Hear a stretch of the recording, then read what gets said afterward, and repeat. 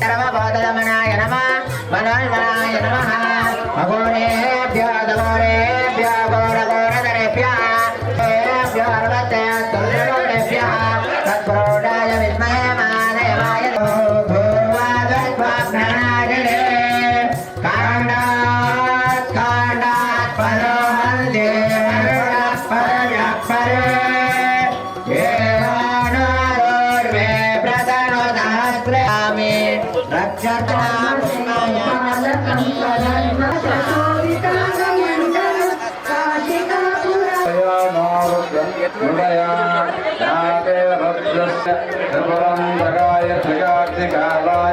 कालाग्निरुद्राय नीलकण्ठाय मृत्युञ्जयाय सर्वेश्वराय सदाशिवाय श्रीमन्महादेवाय नमः।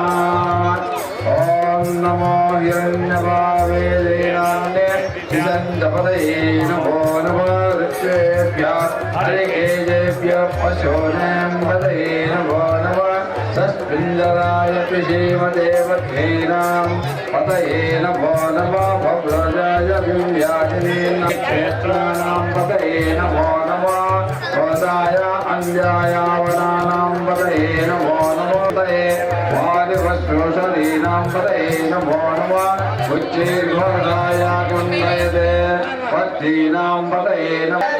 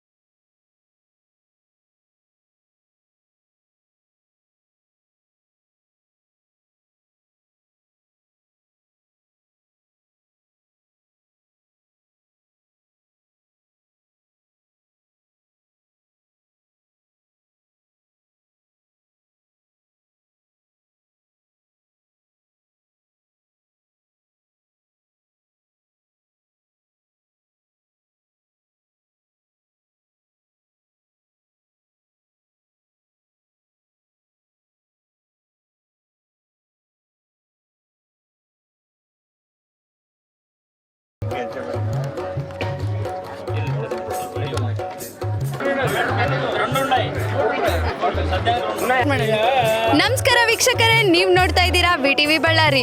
ನಾವಿವತ್ತು ಬಳ್ಳಾರಿಯ ಕೋಟೆ ಮಲ್ಲೇಶ್ವರ ದೇವಸ್ಥಾನಕ್ಕೆ ಬಂದಿದ್ದೀವಿ. ಧನುರ್ಮಾಸ ಪೂಜೆ ಮತ್ತು ಸ್ಪೆಷಲ್ ಆಗಿ ಇವತ್ತು ಹುಣ್ಣಿಮೆ ಇದೆ.